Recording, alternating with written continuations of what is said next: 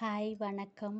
இன்னைக்கு நாம் இந்த வீடியோவில் பார்க்க போகிறது 11ஆம் வகுப்பு வணிகவியல், அதாவது செகண்ட் மிட்டமுக்கு பாடம் 21லேருந்து 28 வரைக்கும் தான் இந்த செகண்ட் மிட்டமுக்கான சிலபஸ். இப்போ அந்த 21 பாடத்துலேருந்து 28ஆம் பாடம் வரைக்கும் 2 மார்க்ஸ் மொத்தம் 25 கொஸ்டின்ஸ் வருது. அந்த 25 கொஸ்டின்ஸு என்னென்ன அப்படிங்கிறத கொஸ்டின் வித் ஆன்சரோடு இந்த வீடியோவில் பார்ப்போம். ஃபஸ்ட்டு கொஸ்டின் 21வது பாடத்தில் குறு நிறுவனங்களுக்கு சில எடுத்துக்காட்டுகள் தருக. குறு நிறுவனங்கள்னால் அந்த சின்ன சின்ன கடைகள், குடிசை தொழில் சொல்லுவாங்க, அந்த காய்கறி கடைகள், பழங்கள், அந்த மாதிரி சொல்கிறது தான் குறு நிறுவனங்கள் அப்படின்னு சொல்லுவாங்க. அதை எடுத்துக்காட்டு அப்படி சில எடுத்துக்காட்டுகள் சொல்லுங்கள் அப்படின்னு சொல்லும்போது என்ன சொல்லணும் அப்படின்னா, மண்பாண்டங்கள் செய்தல், பழங்கள் மற்றும் காய்கறி விற்பனையாளர்கள், குடிசை தொழில்கள், கைத்தொழில்கள், இதுதான் குறு நிறுவனங்களுக்கான சில எடுத்துக்காட்டுகள். 2வது கொஸ்டின், புதிய தொழில் முனைவோர் மற்றும் தொழில் நிறுவன மேம்பாட்டு திட்டத்தின் நோக்கம் என்ன? புதுசாக ஒருத்தவங்க தொழில் செய்ய ஆரம்பிக்கிறாங்க, அந்த மாதிரி இருக்கிறவங்களுக்கு அந்த திட்டத்தோட நோக்கம் என்ன அப்படின்னு கேட்டிருக்காங்க. அப்போ அவங்க என்னென்ன செய்வாங்க? இளைஞர்களுக்கான தொழில் முனைவோர் பயிற்சி, தொழில் தொடங்க திட்டங்கள் தயாரித்தல். புதுசாக தொழில் முனைவர் இளைஞர்கள்லாம் நிறையா தொழில் ஆரம்பிக்கிறாங்க அப்படின்னா அவங்களுக்கு அதுக்கான பயிற்சிகள்லாம், இப்போ நம்ம எந்த தொழில் ஆரம்பிக்கணும்னு நினைக்கிறோமோ அந்த தொழிலுக்கான பயிற்சிகள் கொடுப்பாங்க. இப்போ தொழில் தொடங்க திட்டங்கள் தயாரித்தல், இப்போ அந்த தொழிலை நம்ம தொடங்கணும் அப்படின்னா ஆரம்ப கட்டத்துலேருந்து அந்த தொழிலை லாபகரமாக கொண்டுட்டு வர வரைக்கும் நமக்கு என்னென்ன திட்டங்களோ அது எல்லாமே அந்த நிறுவன மேம்பாட்டு திட்டம் செஞ்சு தருவாங்க. அதை தான் சொல்லியிருக்காங்க. இப்போ புதிய தொழில் முனைவர் மற்றும் தொழில் நிறுவன மேம்பாட்டு திட்டத்தின் நோக்கம் என்ன அப்படின்னு கேட்டால், இளைஞர்களுக்கான தொழில் முனைவோர் பயிற்சி.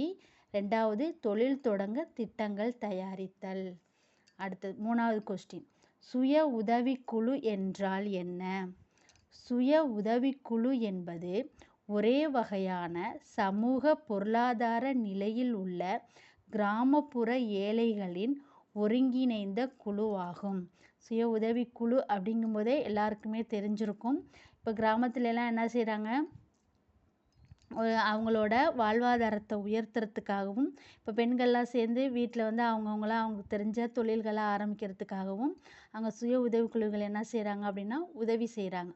அந்த குழு என்ன அப்படின்னு கேட்டால் என்னது, அந்த மாதிரி ஏழை மக்கள்லாம் சேர்ந்து அவங்கெல்லாம் ஒன்றா சேர்ந்து ஒரு குழு ஆரம்பிக்கிறது, அதை தான் என்ன சொல்கிறாங்க அப்படின்னா சுய உதவிக்குழு. 4வது கொஸ்டின், வியாபாரத்தின் பொருள் தருக. லாபம் ஈட்டும் நோக்கத்துடன் பொருட்களையும் சேவைகளையும் வாங்குவதும் விற்பதும் வியாபாரம் ஆகும். இப்போ வியாபாரத்தின் பொருள் படிக்கும்போதே சொல்லும், இப்போ நம்ம ஒரு தொழில் செஞ்சோம்னா அதை லாபம் ஈட்டுற நோக்கத்தோட நம்ம பொருளை வாங்குறதும் விற்கிறதும், இப்போ அவங்களுக்கு நம்ம ஒரு பொருளை விற்கிறோம் அப்படின்னாலே அதுவும் ஒரு சேவை தான். அப்போ அதை லாபத்துக்காக அந்த சேவையை வாங்குறதும் விற்கிறதும் வியாபாரம். 5, உள்நாட்டு வியாபாரம் என்றால் என்ன?